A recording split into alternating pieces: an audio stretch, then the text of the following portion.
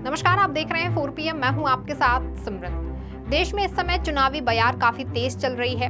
चारों ओर लोकसभा चुनाव को लेकर चर्चा चल रही है और सभी दल अपनी अपनी तैयारियों में जुटे हुए हैं, जिसके चलते देश के अलग अलग राज्यों में भी चुनावी सरगर्मियां तेज हो गई हैं। इस बीच देश के दूसरे सबसे अधिक लोकसभा सीटों वाले राज्य महाराष्ट्र में पिछले कुछ दिनों से सियासी हलचल काफी तेज है और यहाँ आए दिन सियासी घटनाक्रम में नए नए बदलाव देखने को मिल रहे हैं।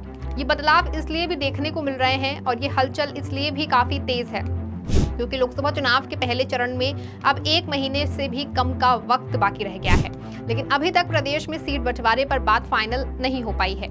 ये हाल किसी एक पक्ष का नहीं है, बल्कि सत्ता पक्ष और विपक्ष दोनों ही की तरफ से ये हालात बने हुए हैं। हालांकि इस बीच दोनों ही दलों की तरफ से ये कहा जा रहा है कि सीट बंटवारे पर बात फाइनल है, बस औपचारिक ऐलान होना ही बाकी है। लेकिन इस बात को कहते कहते भी काफी वक्त बीत गया है, लेकिन फिर भी अभी तक सीट फाइनल नहीं हो पाई है।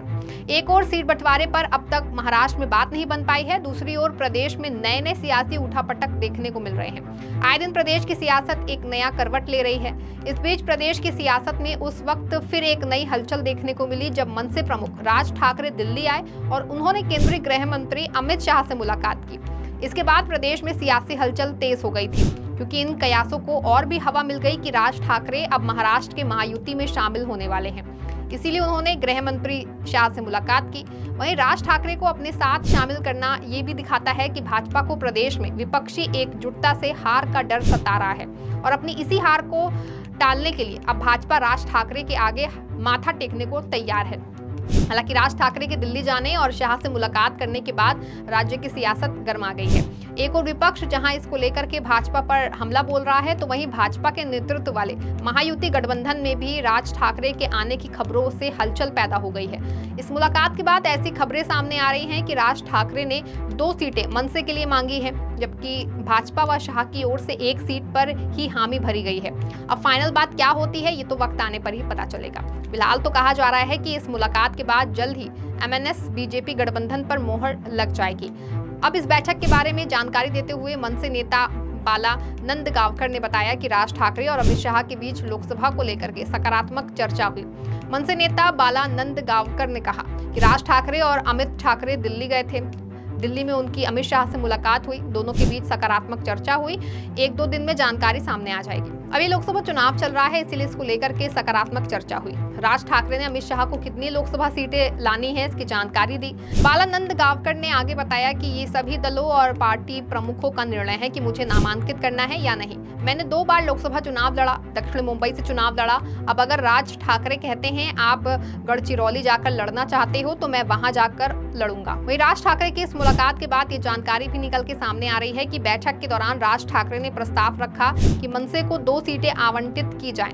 राज ठाकरे दक्षिण मुंबई और दक्षिण मध्य मुंबई सीट की मांग कर रहे हैं। सूत्रों के मुताबिक हालांकि अमित शाह ने स्पष्ट किया है कि मनसे को केवल 1 सीट आवंटित की जा सकती है, उन्हें 2 सीटें देना संभव नहीं होगा। हालांकि ये बैठक तो अमित शाह और राज ठाकरे के बीच हुई थी, लेकिन इस बैठक में उद्धव ठाकरे को लेकर भी चर्चा हुई। बैठक में मनसे अध्यक्ष राज ठाकरे, उनके बेटे अमित ठाकरे के साथ साथ बीजेपी अध्यक्ष JP नड्डा, राष्ट्रीय महासचिव विनोद तावड़े, उप मुख्यमंत्री देवेंद्र फडणवीस और महाराष्ट्र प्रदेश अध्यक्ष चंद्रशेखर बावनकुले भी मौजूद रहे। मीडिया रिपोर्ट्स के मुताबिक राज ठाकरे ने प्रस्ताव दिया था कि दक्षिण मुंबई और दक्षिण मध्य मुंबई MNS को 2 सीटें दी जानी चाहिए, जिस पर अमित शाह ने कहा कि सिर्फ 1 सीट दे सकते हैं और दूसरी सीट देना मुश्किल है।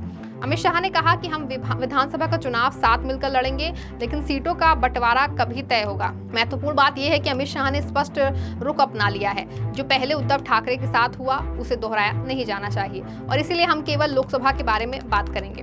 दरअसल राज ठाकरे को अपने साथ जोड़ने की कवायद करके भाजपा एक नई चाल चलना चाह रही है। कहा जा रहा है कि बीजेपी ने उद्धव ठाकरे की सहानुभूति लहर तोड़ने के लिए ही राज ठाकरे को समर्थन देने का फैसला लिया है।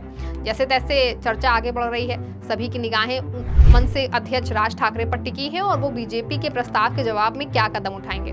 जाहिर है कि उद्धव ठाकरे महागठबंधन में बीजेपी के पुराने सहयोगी और MNS अध्यक्ष राज ठाकरे के चचेरे भाई हैं। 2019 के चुनाव के बाद तस्वीर बदल गई और बीजेपी शिवसेना अलग हो गई और उद्धव ठाकरे ने कांग्रेस NCP को समर्थन देने का फैसला लिया। राज्य में महाविकास अघाड़ी अस्तित्व में आई और उद्धव ठाकरे महाराष्ट्र के मुख्यमंत्री बने, लेकिन इसके बाद केवल 2 वर्षों में ही बड़ा उलटफेर हो गया और उनकी कुर्सी चली गई। वहीं दूसरी ओर राज ठाकरे के महायुति में शामिल होने की चर्चाओं और इस बैठक के बाद हलचल विपक्ष के साथ साथ महायुति गठबंधन में मची हुई है, क्योंकि जैसे ही राज ठाकरे ने दिल्ली में गृह मंत्री शाह से मुलाकात की, वैसे ही महाराष्ट्र में भी सियासी पारा हाई हो गया और तुरंत ही महायुति गठबंधन में शामिल सीएम एकनाथ शिंदे के गुट ने भी सीएम शिंदे से मुलाकात की। शिंदे गुट के सभी सांसद सीएम शिंदे से मिलने मुख्यमंत्री के ठाणे स्थित निवास स्थान पर पहुंचे। सूत्रों के मुताबिक एनडीए महायुति में राज ठाकरे के शामिल होने की संभावनाओं को देखते हुए कई सांसदों को इस बार का डर सता रहा है कि लोकसभा चुनाव में उनका पत्ता कट सकता है। वहीं दूसरी तरफ सूत्र ये भी जानकारी दे रहे हैं कि कई सांसद सीटों के बंटवारे को लेकर हो रही देरी से नाराज हैं। बता दें कि एकनाथ शिंदे को 13 सांसदों का समर्थन प्राप्त है, यानी जाहिर है कि महायुति में भी राज ठाकरे के आने से हलचल तेज हो गई है, क्योंकि अजित पवार गुट में भी ये खबर के बारे में हलचल देखी गई है।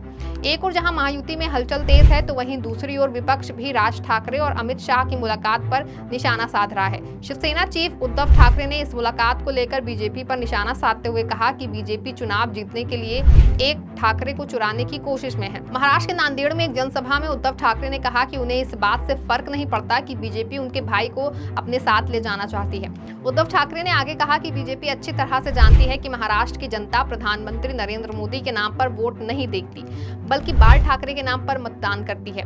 इसी बात को ध्यान में रखकर अब बीजेपी एक ठाकरे को अपने पक्ष में कर रही है। यूबीटी प्रमुख ने कहा कि बीजेपी चुनाव जीतने के लिए अलग पैतरे अपनाती है।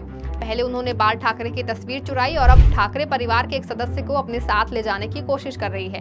हालांकि उद्धव ठाकरे ने आगे कहा कि वो और उनके लोग महाराष्ट्र के लिए काफी हैं। वहीं हिंदुत्व की बात करते हुए उद्धव ठाकरे ने दावा किया कि महाराष्ट्र की क्रिश्चियन और मुस्लिम जनता को भी उनके हिंदुत्व के तरीके से कोई दिक्कत नहीं है। उन्होंने कहा कि शिवसेना जब बीजेपी के साथ थी तब पार्टी की छवि खराब हो रही थी। एमवीए में शामिल शरद पवार गुट की ओर से भी इस मामले पर प्रतिक्रिया दी गई। शरद पवार गुट के एनसीपी प्रवक्ता फ्लाइड क्रिस्टो ने कहा कि राज ठाकरे का दिल्ली जाना कोई आश्चर्य की बात नहीं है, क्योंकि वो लंबे समय से बीजेपी से अपनी नजदीकी का एहसास करा रहे थे। शरद गुट के जो प्रवक्ता हैं उन्होंने आगे कहा कि इसलिए मुझे लगता है कि वहां जाकर वो सिर्फ अपनी पार्टी को बचाने की कोशिश कर रहे हैं, शायद खुद को भी बचा रहे हैं, क्योंकि पहले भी उन पर जांच हो चुकी है। फिलहाल इस खबर में बस इतना ही। तब तक के लिए आप देखते रहें 4PM। धन्यवाद।